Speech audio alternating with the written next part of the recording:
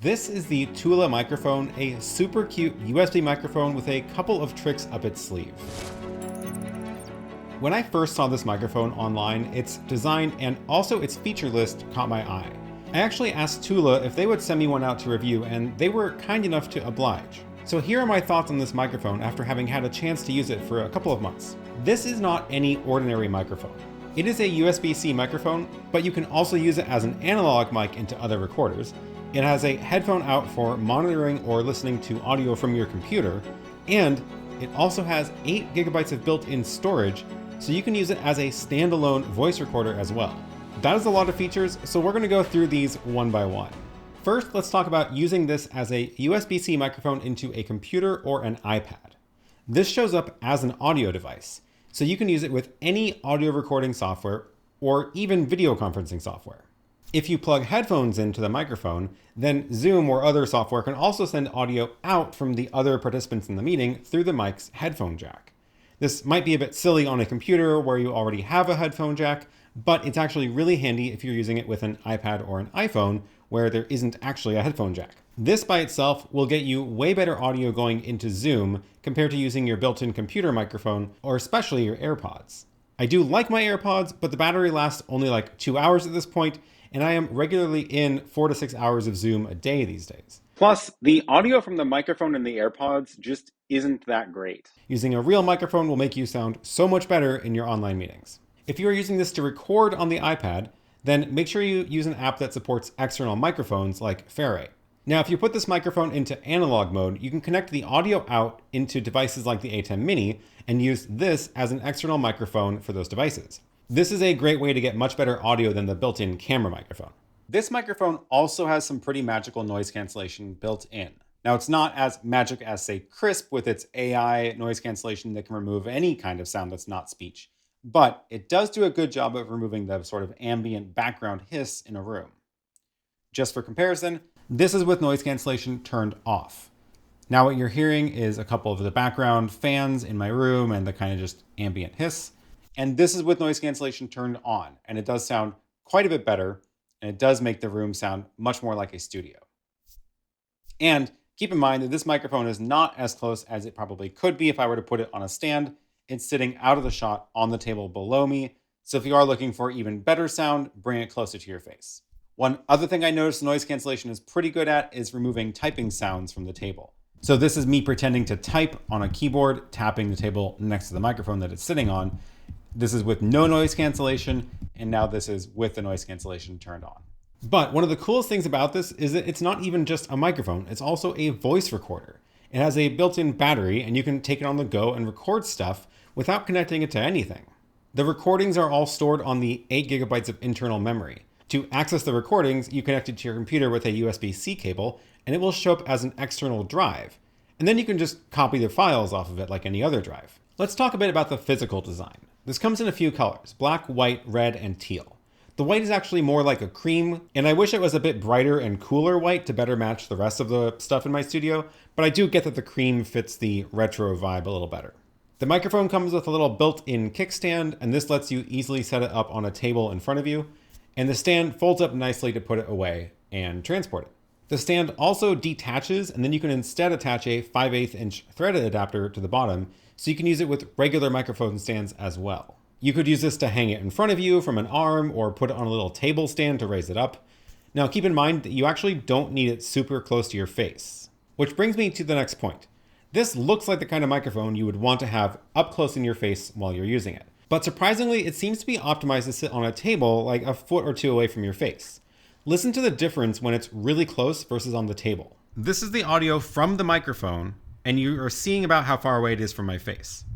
If I get up really close to it, I have to turn the gain down so it doesn't get distorted, and it does sound better, but even at this distance, it sounds quite good. Now you will of course get better sounding audio with the gain turned down and the mic closer to your face, but I still think it does a decent job even this far from my face. Now, I'm not going to claim this sounds better than every other microphone. I'm sure there are better microphones if you are only comparing audio quality by itself. But where this one stands out is because of all the extra features it has built in, like the recording and noise cancellation. I'll give you a sense of the quality difference between this mic and a couple of other microphones I have that I would consider sort of similar. The The Rode NT USB Mini is also a really great microphone. This audio is recorded from the Rode NT USB Mini to my iPad. Now, the Rode mic is a USB-C microphone, but it does not have any recording features built in, so you are always going to have to connect it to some other device for recording.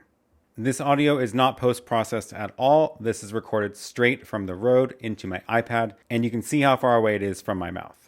This audio you're hearing now is directly from the Tula microphone, no post-processing in anything other than the microphone itself. This is now significantly closer to my face than it was before when I was recording it for the main part of this video. This should give you a nice side-by-side comparison between these two microphones in the same environment. To get this into the YouTube video, I pulled the WAV file directly off of the microphone and dragged it into my video editor. This is a recording from the Røde Wireless Go II. First, this is the raw audio file off of the mic capsule that I've downloaded from the mic capsule. And now this that you're hearing is recorded onto my iPad using the USB interface of the Røde Wireless Go II. There is no post-processing done of this audio.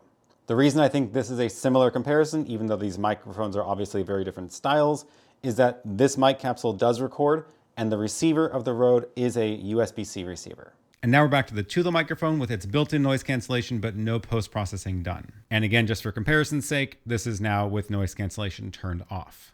I'll let you decide which you like better in terms of raw audio quality. That said, these microphones are all pretty different in terms of features, so a straight-up audio comparison isn't all that practical, especially, again, when you consider the noise cancellation built into the Tula mic. Now let's talk about some of the quirks. One of the downsides of this microphone is the usability. While I do really like the minimal design, it does mean there are very few ways for this microphone to give you feedback on the various states that it's in. There are a few lights on the buttons on the sides, and they will indicate different things depending on the combination of lights that are lit up. It is super not obvious, and it takes a little while to get used to. And along those lines, the mic can play back recordings from the internal memory if you have headphones plugged in. But because there's really no screen, it ends up being pretty awkward to try to skip around and navigate through your recordings. Really, the only thing I've found this to be useful for is to play back the most recent recording just to double check your levels. The good news is when you press play, it will always play back the most recent recording. So you can pretty much just ignore the forward and back buttons for the most part. I would definitely recommend downloading the little cheat sheet from their website and printing it out and keeping that with the microphone for a little while until you get used to it. The cheat sheet will show you what all the different LEDs mean and what the different long or short press of the buttons will do. They do need to update the cheat sheet for the 2.5 firmware update since that was created before the new features were added. One thing I want to mention about using this with the ATEM Mini specifically, the downside is that it only does output mic level, which means you have to use the mic preamps in the ATEM Mini, which are definitely not the best. And of course, one thing to remember if you're using any microphone from the analog inputs in the ATEM Mini is that your HDMI video from the camera is very likely delayed. So you'll need to adjust the audio delay in the ATEM to compensate. That's not the fault of this microphone, it's the fault of the HDMI output of whatever camera you're using. Let's talk about the Firmware 2.5 update.